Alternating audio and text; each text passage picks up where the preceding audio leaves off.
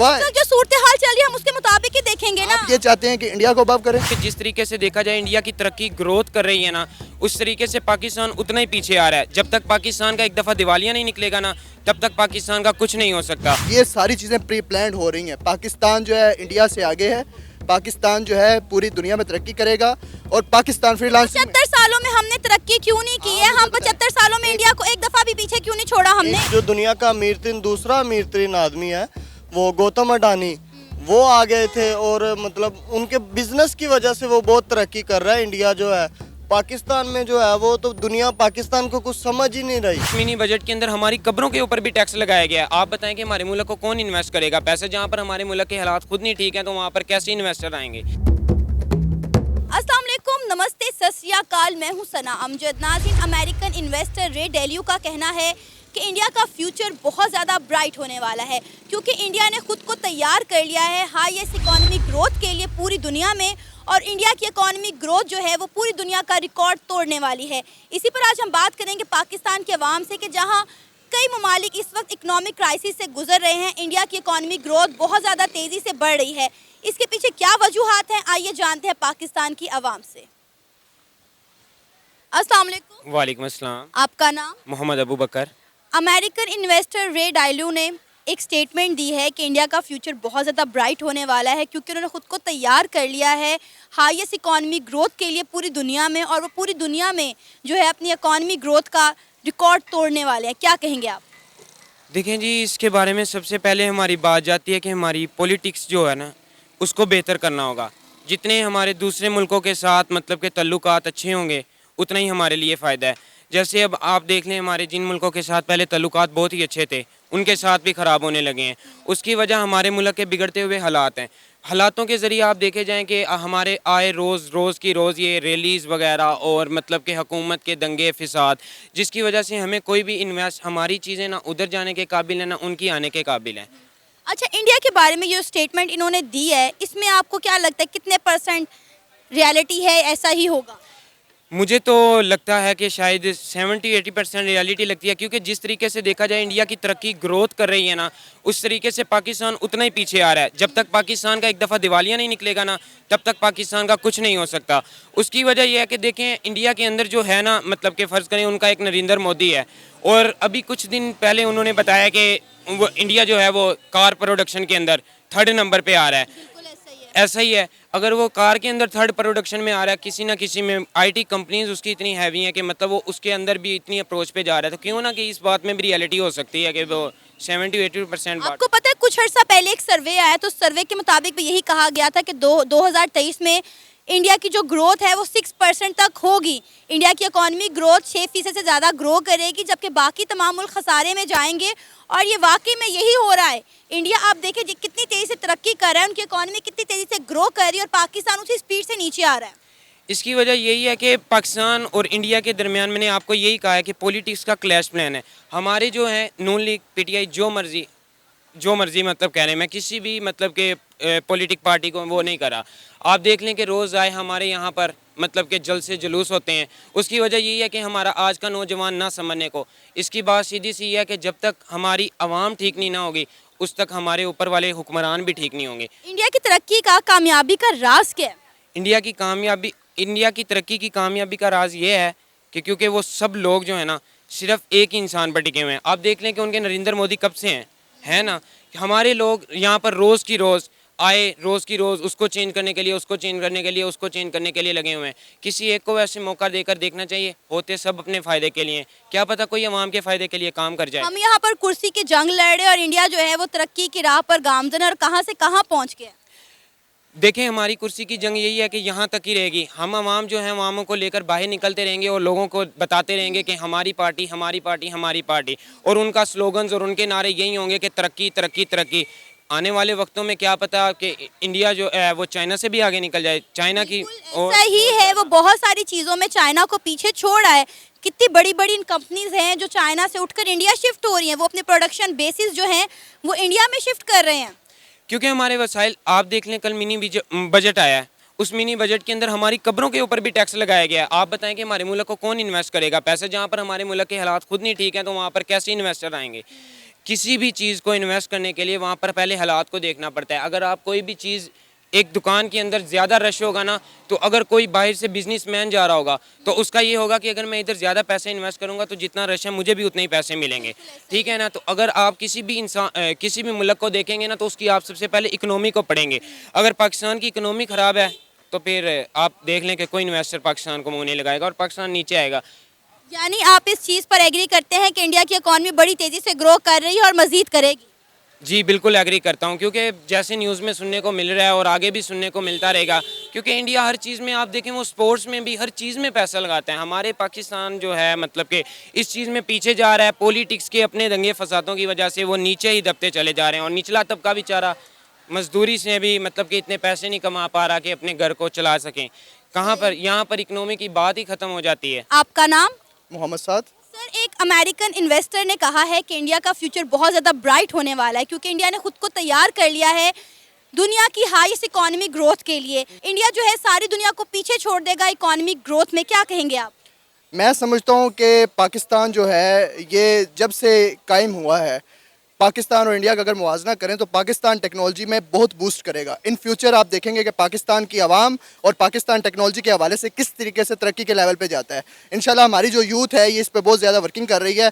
Investor जो मर्जी कहते रहे, हम ये कहते हैं कि पाकिस्तान है, रहेगा और ता क़यामत रहेगा और इसमें टेक्नोलॉजी में भी तरक्की करेगा। पाकिस्तान जिंदाबाद। अभी तक हमने फिर टेक्नोलॉजी में कोई तरक्की क्यों नहीं की? ये हमें नज़र आ रहा है। आप देखें ना, हमारा फ्यूचर देखें, आईटी की डिपार्टमेंट देखें, साइबर सिक्योरिटी में देखें, आर्टिफिशियल इंटेलिजेंस में देखें, बेशुमार तरक्की हो रही है। हम अगर अपने आप को डिक्रीज करेंगे तो हमें कुछ भी फील नहीं होगा। हमने अपने आप को इंक्रीज शो कर रहे हैं, अल्हम्दुलिल्लाह इंक्रीज है। आप अपने आप को मोटिवेट करने के लिए बातें कर रहे हैं? हम मोटिवेट नहीं कर रहे हैं, अल्हम्दुलिल्लाह मेरा खुद आईटी फील्ड से ताल्लुक है और मैं ऑलमोस्ट 500 के करीब स्टूडेंट्स को ज़ेवर तालीम से आरास्ता कर चुका हूँ। आई नो वेरी वेल कि पाकिस्तान का फ्यूचर जो है वो क्या हो सकता है। अच्छा, इंडिया के फ्यूचर के बारे में जो बात की गई है, क्या वो गलत है?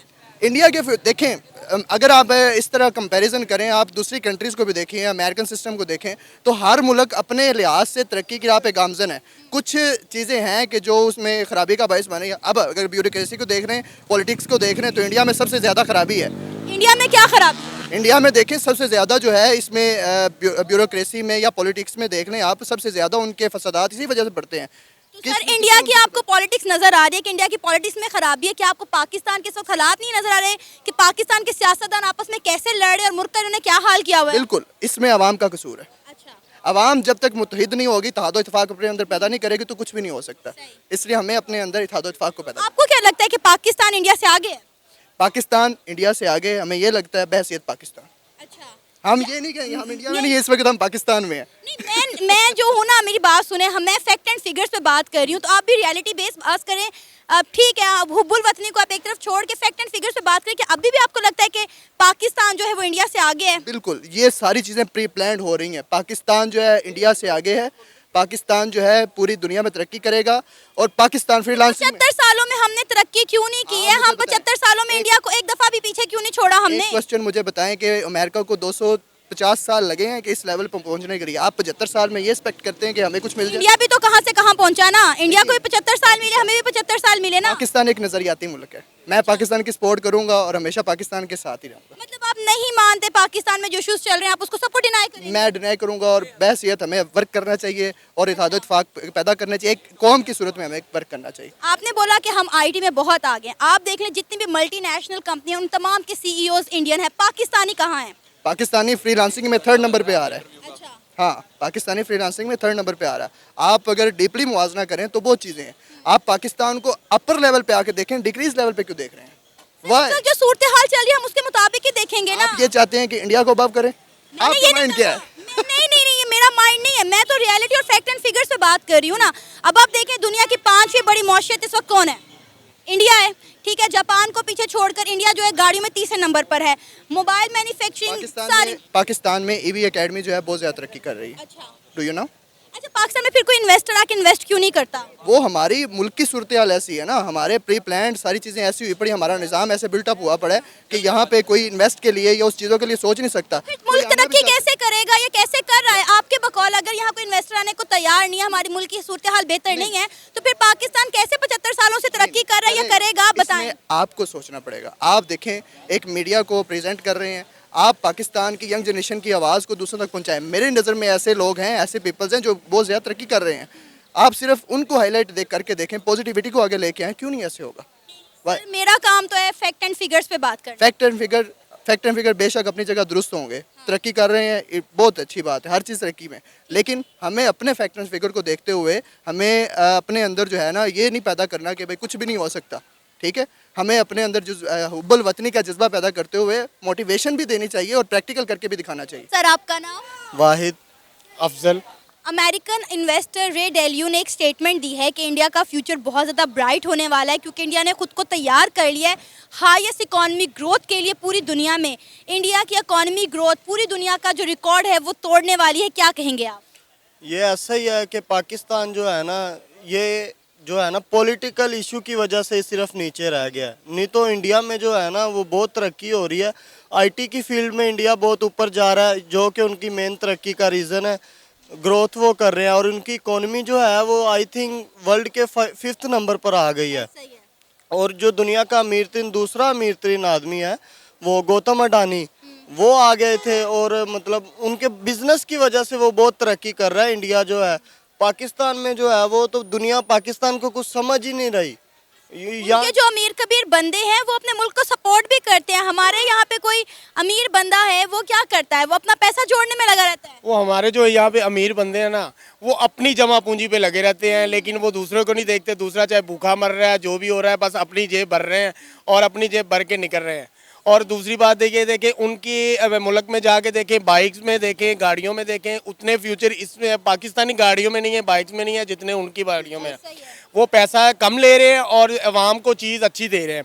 ये चीज़ गलत दे रहे हैं और पैसा ज़्यादा ले रहे हैं। सर, वो अपनी आवाम को फैसिलिटेट कर रहे हैं। जी, ऐसा ही है, बिल्कुल ऐसा ही है। लेकिन वो ये इनकी बेईमानी है ना, ये लोगों को अपनी आप अंदर लेके जा रहे हैं। सर, मेरी बात सुने, जब ये सारी बातें हमें पता है तो हम अपना मुआवजा इंडिया के साथ करते ही क्यों हैं?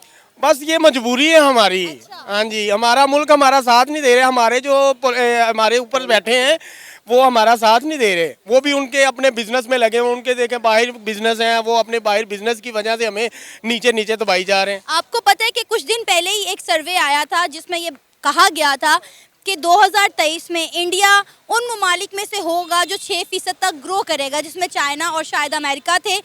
और उन्होंने कहा था कि सिर्फ ये 2-3 कंट्रीज़ हैं जो 6% तक 2023 में ग्रो करेंगी, बाकी तमाम कंट्रीज जो हैं वो नीचे की तरफ आएंगी। और ये होते हुए दिखाई दे रहा है।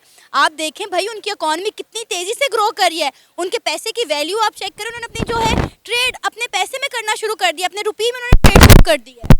ऐसा ही है, ये तो है, वो अपनी करेंसी को प्रमोट कर रहे हैं। और यहाँ पे तो जो है ना अपना ही पेट पालते हैं। वो कहते हैं कि सिर्फ हमारे घर वाले ही घर से ही चले, बाहर जो मर्जी हो। वहाँ पे गुर्बत भी है, ये नहीं कि इंडिया में गुर्बत नहीं है, लेकिन वो सपोर्ट करते हैं अपनी जो कंट्रोल की है अपने मुल्क की चीज़ों को। सही है। वहाँ पे जो है ना बंदे, वो अपने जो है गरीब लोगों को सपोर्ट करते हैं। वहाँ पे ये है कि यहाँ पे जो चीज़ें हैं ना वो महंगी हैं, लेकिन वहाँ यहाँ पे पैसा अवाम के पास है, गवर्नमेंट के पास नहीं है। वहाँ पे अवाम के पास भी है, गवर्नमेंट के पास भी है। वो सपोर्ट करती है, वो अपनी करेंसी को प्रमोट कर रहे हैं। बस लेकिन ये अवाम को हमने बताया हुआ है कि हमारे पास पैसा नहीं है, अवाम के पास पैसा है। मेट्रो में जितना पैसा आ रहा है, ठीक है, मोटरवे में जितना पैसा आ रहा है, टूल टैक्स में जितना पैसा इनको आ रहा है ना, और ये करोड़ों रुपए में, खरबों रुपए में आ रहा है। लेकिन ये कह रहे हैं कि जी अवाम के पास पैसा ज़्यादा है, हमारे पास पैसा नहीं। वो जो पैसा आ रहा है वो जा कहाँ रहा है?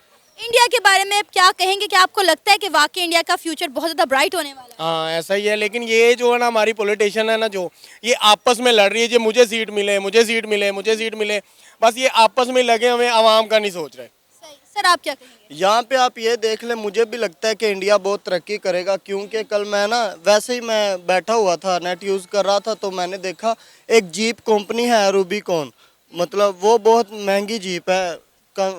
आई थिंक $25,000 या $35,000 की वो आ रही है। वहाँ पे ना इंडिया का फ्लैग लगा हुआ है कि इंडिया में वो डिलीवर हो सकती है। जब मैंने देखा ना, वो कहते हैं कि आई एम सॉरी कि पाकिस्तान में नहीं ये लो हो सकता। मेरे बहुत दिल को ठेस पहुँचा कि यार ये पाकिस्तान इतना मतलब गिर गया, ये किन की वजह से गिरा? पॉलिटिशियन की वजह से। ठीक है, यहाँ पे ये नहीं है कि टैलेंट नहीं है, लोगों में टैलेंट है लेकिन ये प्रमोट नहीं करते। ये खुद कोई कहते हैं कि हम ही लोगों के ना कंधों पे पाँव रख के ना हम ही ऊपर जाएं और कोई ऊपर ही ना जाए। ये मतलब हम क्या कहें, अब कौम है हमारी, हम इन्हें गंदा भी नहीं कह सकते लेकिन बुरा हम ज़रूर कहेंगे कि ये मतलब अच्छे काम नहीं करते। अब जो है जापान, वो दुनिया के पहले नंबर पर है ईमानदार, ये बेईमान कौम है। ठीक है, ये बेईमानी बहुत करती है। ये 160 नंबर पे आ रहा है ये ईमानदार मतलब बेईमानी में, कि ईमानदारी इनमें इतनी भी नहीं है कि ये इतनी पीछे जा गिरे हैं ये। अच्छा, आपके मुताबिक इंडिया की तरक्की का राज क्या है? इंडिया की तरक्की का राज है कि वो ईमानदार कौम हो गई है अच्छा, और वो अपनी आवाम को सपोर्ट करने लगी है। उनमें शो देखें, कपिल शर्मा शो, अगर ये सोशल मीडिया की तरफ हम आ जाएं, कपिल शर्मा शो, वो मतलब उनके जो भी शो हैं, मतलब हर चीज़ वो जो बना रहे हैं वो फुल उसमें मेहनत करते हैं और गवर्नमेंट भी उनको सपोर्ट करती है, तो फिर वो ऊपर आते हैं। ऐसे तो कोई भी बंदा ऊपर नहीं ना आ सकता जब तक के बड़े बंदे ना उनको वो सपोर्ट। हर सेक्टर में बहुत ज्यादा ग्रो कर गए हैं, हर इदारे में हमसे आगे हैं। वो इसीलिए कर रहे हैं कि उनकी गवर्नमेंट उनको सब्सिडी दे रही है। ठीक है, हर काम में उनको सपोर्ट कर रही है। हमारी गवर्नमेंट देख लें, इमरान खान आया जब, उन्होंने सब्सिडी बंद कर दी, उम्रा महंगा कर दिया, हज महंगी कर दी। अब गरीब बंदा हज तो नहीं कर सकता, अभी उम्रा भी नहीं कर सकता। जो मेन मसला है, अभी उनके गुरुद्वारे देख लें जाके फ्री हैं, मंदिर देखें जाके फ्री हैं। यहाँ पे सिर्फ बिजनेसमैन जो है ना वो पाकिस्तान का कर्ज उतार सकते हैं। इंडिया को देखें कि वो मेड इन इंडिया प्रोडक्ट बनाकर पूरी दुनिया को एक्सपोर्ट कर रहा है। लेकिन हमारी जो चीज़ बनती है, जो बिकती है, वो मेड इन लोकल लिखा होता है। पाकिस्तान में वो कह रहे हैं लोकल है ये चीज़, चाहे मेड इन पाकिस्तान लिखा है। यही तो सर मसला है ना, इसी वजह से तो हम तरक्की नहीं कर रहे कि इंडिया जो है वो मेड इन इंडिया को प्रमोट कर रहा है, अपनी चीजें बना रहा है और पूरी दुनिया में बेच रहा है, और हम अभी तक सुई भी चाइना से ले रहे हैं। ऐसा ही है, हम सुई भी चाइना से ले रहे हैं, हम कुछ बना ही नहीं रहे। अगर बना रहे हैं तो वो भी हम बाहर के मुल्क की नौकरी कर रहे हैं। और यहाँ पे पाकिस्तानी मेड जो है चीजें कोई लेने को तैयार ही नहीं है, वो कहेंगे चाइना मेड ले लो। बाकी यही है ना, यहाँ पे हम जो चीज़ बना रहे हैं ना, वो उसमें ये कह रहे हैं कि कम से कम कॉस्ट लगे और आमदनी सबसे ज़्यादा हो। जहाँ पे एक चीज़ 10 रुपए की बन रही है, हम 50 रुपए ले रहे हैं। अब इंडिया अपने मुल्क में हर चीज बना रहा है, असला तक बना रहा है, दवाइयाँ तक बना रहा है, कपड़ा, मोबाइल, अब देख लें ऑटोमोबाइल इंडस्ट्री, कोई चीज़ जो इंडिया में ना बन रही हो, इंडिया हर चीज़ अपने मुल्क में बना के अपने लोगों को जो है वो प्रोवाइड भी कर रहा है और बाहर के मुल्क में एक्सपोर्ट भी कर रहा है। ऐसा ही है, पाकिस्तान नहीं एक्सपोर्ट करा। मैंने देखा था नेट पे, मैं देख रहा था कि इंडिया जो है ना वो जापान को बीट कर रहा है ऑटोमोबाइल बनाने में, और जो पाकिस्तान है वो ऐसे ही बाहर के मुल्क की लोगों की। और मैंने एक बात करनी थी, ये जो फैक्ट्रीज हैं, यहाँ पे जो फैक्ट्रीज है ना, मुझे लगता है कि ये जो फैक्ट्रीज है ना, ये बाहर की नौकरी करती हैं एक हिसाब से। वो इन्हें देते हैं कि ये ब्रांड है हमारा और ये चीज़ बनाओ। और सियालकोट को देख ले, वहाँ पे इतने इतने बड़े ब्रांड की चीज़ें बनती हैं। वहाँ पे अगर बनती है ना तो मेड इन पाकिस्तान नहीं लिखा जाता, सिर्फ वो फुटबॉल है जहाँ पे लिखा जाता है। लेकिन वो जो दूसरे कपड़े बनते हैं, ट्रैक सूट वगैरह, वहाँ पे वो बाहर ही बेचते हैं। ठीक है, पाकिस्तान में मतलब कुछ भी नहीं है। वो समझते हैं कि पाकिस्तान नाकारा है। सब भी अपने पेट को, बिजनेसमैन ही मुझे लगता है कि तरक्की करवा सकते हैं, लेकिन वो भी अगर अपने पेट को ही देखेंगे तो फिर वो नहीं कुछ कर सकते। ये था हमारा आज का प्रोग्राम। आपने जानी पाकिस्तानी अवाम की राय। ज़्यादातर पाकिस्तान के अवाम का यही कहना था कि इंडिया तो बहुत तेज़ी से ग्रो कर रहा है और डेफिनेटली इंडिया तमाम दुनिया का रिकॉर्ड तोड़ेगा भी जितनी तेज़ी से वो ग्रो कर रहा है, लेकिन पाकिस्तान की इकॉनमी तब तक ग्रो नहीं कर सकती जब तक पाकिस्तान मेड प्रोडक्ट ना बनाए और इंपोर्ट की बजाय एक्सपोर्ट पर अपना जोर ना दे। तो आपकी इस बारे में क्या राय है? आप भी अपनी राय का इजहार कर सकते हैं नीचे दिए गए कमेंट सेक्शन में। इसी के साथ मुझे इजाज़त दें, पर जाने से पहले हमारे चैनल को सब्सक्राइब करें, वीडियो को लाइक करें और शेयर करें। अल्लाह हाफिज़।